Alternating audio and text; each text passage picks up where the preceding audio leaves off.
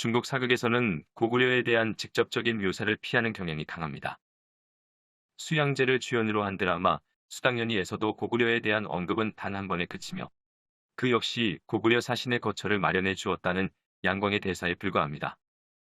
그런데 측천무후의 일대기를 다룬 드라마 무미랑정기에서 고구려가 상당한 분량으로 등장합니다.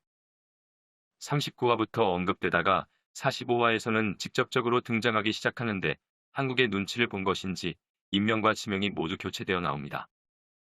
연개소문은 소루환, 영유왕은 단제라는 이름으로 불리며 안시성은 안암성이라는 이름으로 등장합니다. 문제는 고구려가 북방 반란군이라고 칭해진다는 사실인데 아무래도 중국의 동북공정을 의식하게 되는 부분입니다.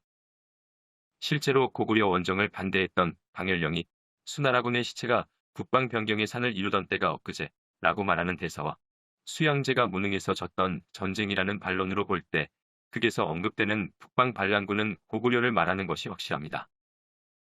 이 드라마의 주인공은 측천무후입니다. 이 때문에 드라마 제작진은 측천무후가 당태종의 고구려 원정에 참전했다는 설정을 추가했기 때문에 실제 역사와는 다소 거리가 있는 장면들이 등장합니다.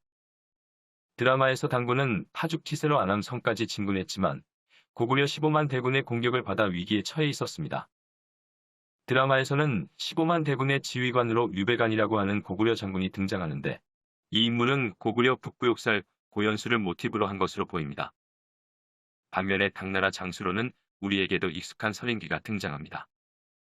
드라마는 실제 역사와 비슷한 전개로 흘러가지만 세부적인 내용에서는 차이를 보입니다.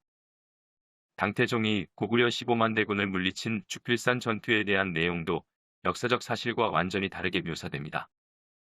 당태종이 친위대를 이끌고 직접 정찰에 나섰다가 고구려군의 기습을 받아 위기에 처했는데 측천무후의 첫사랑 이문의 희생으로 목숨을 건진 뒤 서린기의 반격으로 당군이 승리한다는 구성입니다.